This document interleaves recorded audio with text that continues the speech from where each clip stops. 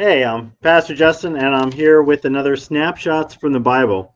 I know it's been a couple weeks, so we got to make this one extra special, right? And if we're going to make something special, we're going to go to the book of Malachi. It's one of the Old Testament prophets. Now, one misconception about Old Testament prophets is that all they do is prophesy. They present prophecies of the future. And a lot of times we get very interested in that and thinking, what about the future can we find out by reading the prophets? But actually, future oracles were a very, very small part of what the prophets presented. The prophets were a conduit, they were messengers. God would send them to the people to share a message. And more often than not, a large, large part of what prophets did was to enforce the covenant, to remind the people of the covenant that they had with God, the sacred agreement that was forged in blood that God was upholding, but the people were breaking. And the book of Malachi is really just a list of all the ways people are breaking the covenant and how they can restore it. And it's a good reminder for us because even though we're under a new covenant, a lot of these things still apply and the same sins are still going on in our lives. So I wanted to look today at Malachi 3. Malachi 3. And we're going to start in verse 6. It's a pretty famous passage when we talk about what we do with our money. And that's always a sensitive topic. People don't like to be told what to do with their money. But this is a good reminder that when a church has a time for an offering, it's not us as a way of grubbing money or looking for a handout. It's a way to worship God. And we're offering a time to worship God. So we're going to look at this in Malachi chapter 3, starting with verse 6. I, the Lord, do not change. God does not change. I love that. We need to remember that. I, the Lord, do not change, so you, the descendants of Jacob, are not destroyed. Ever since the time of your ancestors, you have turned away from my decrees and have not kept them. Return to me, and I will return to you, says the Lord Almighty. It's a great promise. Return to me. You guys have fallen away. Return to me, and I'll return to you. I'll forgive you. I'll come back. I'll be your God. God is nothing if not generous. But you ask, continuing on in verse 7, you ask, how are we to return? And God responds, will a mere mortal rob God? Yet you rob me. But you ask, how are we robbing you? God responded, in tithes and in offerings. You are under a curse, your whole nation, because you are robbing me. Bring the whole tithe into the storehouse, that there may be food in my house. So let's stop there really quick. God asks us to tithe and offer just a portion of what he gives to us. A tithe is 10% of our gross income, of whatever we get. If we're farmers, 10% of our fields. If we work, it's 10% of our money. And he says, bring that to me as a tithe.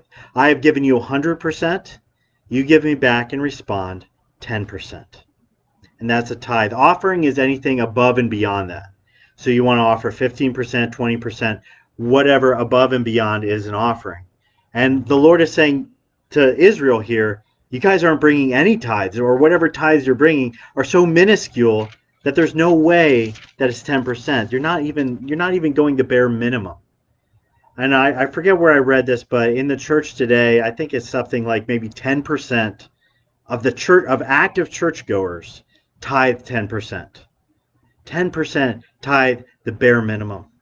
And they bring that bare minimum to the Lord's storehouse for his ministry. So Malachi is reminding them, you're breaking the covenant. Part of that covenant is that you're going to follow God, you're going to honor him, you're going to obey him, and you're going to tithe to him. And you guys aren't doing that. So you're doing that. So God says, bring that whole tithe into the storehouse so that there may be food in my house. But then God goes on. He doesn't just say, hey guys, do it because I told you to. But our God is gracious. Remember that always. God is gracious, and he goes above and beyond. He continues in verse 10. He says, test me in this. Bring that whole tithe, that 10% tithe. Test me in that, says the Lord Almighty. And see if I will not throw open the floodgates of heaven and pour out so much blessing that there will not be enough room to store it. I will prevent pests from devouring your crops, and vines in your fields will not drop their fruit before all is ripe. Then all the nations will call you blessed, for yours will be a delightful land. God is saying, test me. Test me in your tithes. Test me with your money. It's us as Americans, we want to hold on to our money as tightly as possible. I know everybody, the government wants to share, insurance wants to share. It seems like everyone wants a cut of your money. But when God comes to you looking for what is rightfully his, which is 100%, 100% of what everything you own is the Lord's. But he's asking you, he says, I'm going to give it to you. And this is going to be a test to see how much you love me. Give me back 10%. Give me back a tithe. And then find out what happens, because what happens is I'm going to throw open the floodgates. I'm going to pour down blessing upon you.